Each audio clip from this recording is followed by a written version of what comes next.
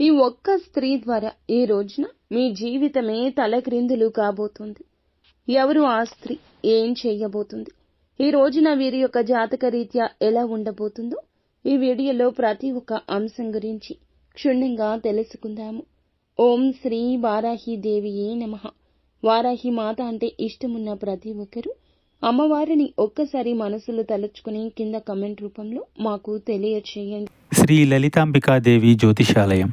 భార్యాభర్తల మధ్య కలహాలు రావడం, పిల్లలు పెద్దల మాట వినకపోవడం, ఆరోగ్య సమస్యలు, ఆర్థిక సమస్యలు, విద్య ఉద్యోగ సమస్యలు, వ్యాపారంలో వ్యవసాయంలో నష్టాలు రావడం, శత్రుభయం, నరదిష్టి, నాగదోషం, మీ ఎటువంటి సమస్యలకైనా ఒక్కసారి గురువు గారిని సంప్రదించండి.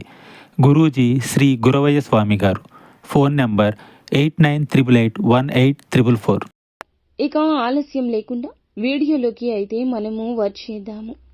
ఈ రాశి యొక్క వ్యక్తిత్వాన్ని మనం చూసుకున్నట్లయితే చాలా మంచి మనస్తత్వం కలిగిన వారు. ముఖ్యంగా ఈ రాశిని అగ్ని పర్వతంతో పోలుస్తాము. కోపం అంతగా ఉంటుంది. బగబగ మండే పర్వతంలాగా ఉంటారు. చూడడానికి ఇలా కనిపిస్తారు. కఠినంగా, గంభీరంగా అనిపిస్తారు.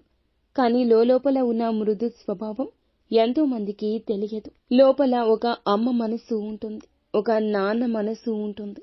ఈ రాశి జాతకుల తంతే అంత. బగబగ మండే కోపంగా కనిపించిన, కోపం పౌరుషం అధికంగా కనిపించిన, లోపల మృదు స్వభావం ఉందని చెప్పొచ్చు. కొన్ని సందర్భాల్లో వారికి ఏది తోస్తే అదే చేస్తారు. ఈ లక్షణం కారణంగా కొన్నిసార్లు ఇబ్బందులు కొని తెచ్చుకున్నారు. కాబట్టి స్థిరమైన ఆలోచన ఉండదు. వీరి ఆలోచనలు కావచ్చు, వీరు తీసుకునే నిర్ణయాలు కావచ్చు, త్వరగా పరిస్థితులను బట్టి మారిపోతూ ఉంటాయి. మనోచాంచల్యంతో కొత్త ఆలోచనలు పుట్టుకొస్తాయి. కాస్త తొందరపాటు నిర్ణయాలు కూడా ఎక్కువ. చురుకుతనంతో నూతన విషయాలపై మనసు లగ్నం చేస్తారు. చాలా శక్తివంతంగా ఉంటారు. పట్టుదలగా ఉంటారు. కార్యదీక్షత, దక్షత ఉంటుంది. కొంచెంగా మొండితనం కూడా ఎక్కువ ఉంటుంది. వీరి మాట నెగ్గించుకోవడం కోసం కొన్నిసార్లు దేనికైనా సిద్ధపడిపోతూ ఉంటారు. ఇది ఈ రాశి యొక్క వ్యక్తిత్వం అని చెప్పొచ్చు. వీరి యొక్క జీవితంలో సమస్యలు కూడా ఎక్కువే. వడిదుడుకులు ఎక్కువే. అధికంగా శ్రమించి అనేకమైన బాధ్యతలు నెరవేర్చి మంచి స్థితికి చేరుకునే అవకాశాలు చాలా స్లోగా ఉంటాయి. బాల్యంలో కష్టాలు అనుభవించారు. యవ్వనంలో స్నేహితులకు, బంధువులకు దూరంగా వెళ్లాల్సిన స్థితి కూడా కనిపించింది. కుటుంబ పరిస్థితులు ఇబ్బంది పరంగా ఉంటాయి. భారమైన కుటుంబ బాధ్యతలు ఎప్పుడూ మోస్తూనే ఉంటారు.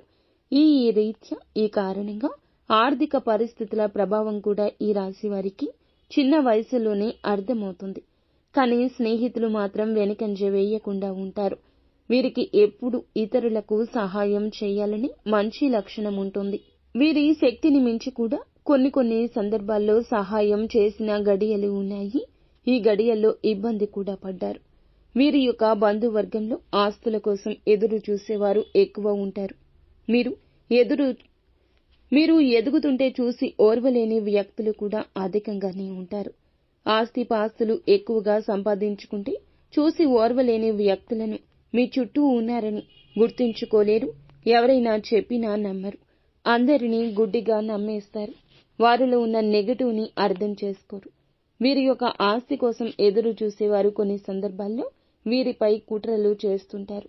ముఖ్యంగా ఈ రాశికి చెందిన పురుషుల విషయంలో భార్య వైపు బంధువులు కొంతకాలం మీ పైన పెత్తనం, అధికారం సాగించే అవకాశం ఉంటుంది.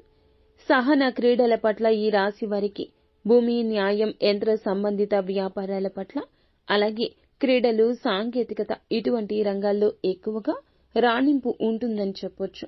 ముఖ్యంగా ఇక మనం అంశంలోకి వచ్చేస్తే ఈ రోజున ఈ రాశి వారి యొక్క జీవితంలో ఇదివరకు మీ యొక్క దూరపు బంధువులు కావచ్చు, లేకపోతే ఇరుగు పొరుగు కావచ్చు, మీరు పనిచేసే చోట కావచ్చు, కొంతమంది వ్యక్తులు మానసిక క్షోభకు గురైన పరిస్థితులు చూశారు. కొన్ని పరిస్థితుల ప్రభావం కారణంగా మీరు మానసికంగా ఎంతో కృంగిపోయారు.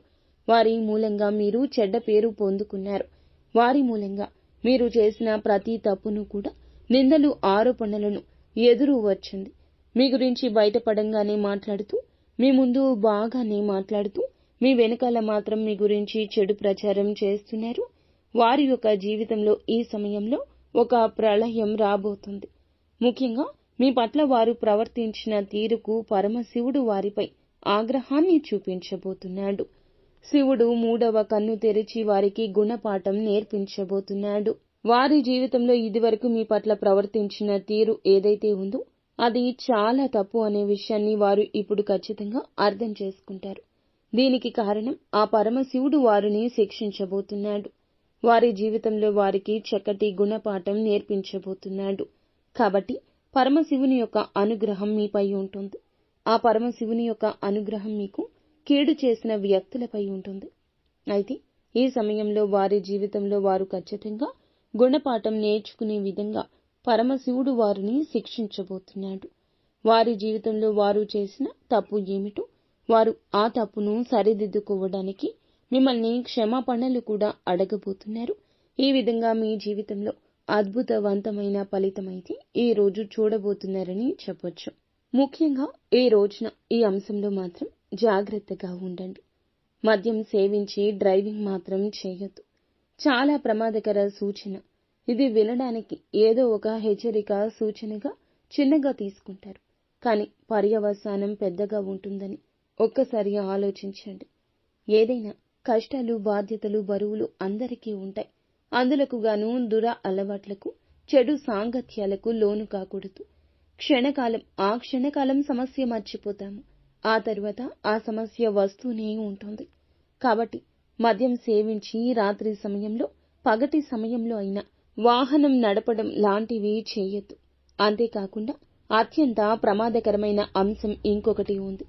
ఈ రోజున మీరు ఈ జాగ్రత్తలు తీసుకోకపోతే ప్రమాదాన్ని జీవితంలోకి ఆహ్వానించినట్లు అవుతుంది. మీరు కీడు చేసిన వ్యక్తులకు పరమశివుడు గుణపాఠం నేర్పించబోతున్నాడు. వారు ఎటువంటి అవమానాలు సృష్టించారో అవే ఇప్పుడు ఎదుర్కోబోతున్నారు. మీ జీవితంలో అద్భుత ఫలితాలను మీరు చూస్తున్నారు. వారి జీవితంలో చాలా వరకు కూడాను చెడుకరమైన పరిస్థితులు ఎదుర్కోబోతున్నారు. ఎందుకంటే వారి జీవితంలో ప్రళయం. ఇది పరీక్షా సమయం.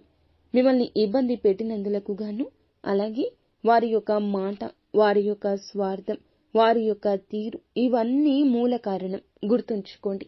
అలానే వారు సమస్యలో ఉన్నారని మళ్లీ గుడ్డిగా నమ్మి వారి వద్దకు వెళ్లి సాయం చేయడం, వారిని మరలా మీరు ఖచ్చితంగా ఇలా ఇబ్బంది పెట్టొద్దు.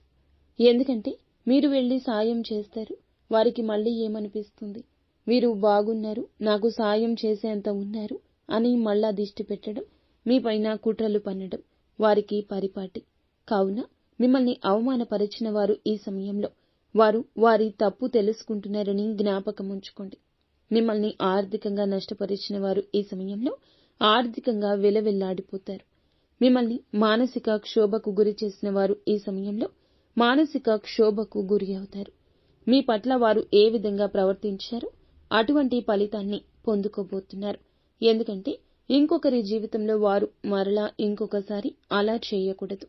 కావున ఈ రోజున మీరు జాగ్రత్తగా మౌనంగా ఉండండి. ఆ పరమశివుని ఆగ్రహం వారిపై ఉంది. కాబట్టి ఈ రోజు మాత్రం మీరు మళ్లీ వారిని గుడ్డిగా నమ్మడం, వారి వద్దకు వెళ్లి సాయం చేయడం ఇలాంటివి చేయొద్దు.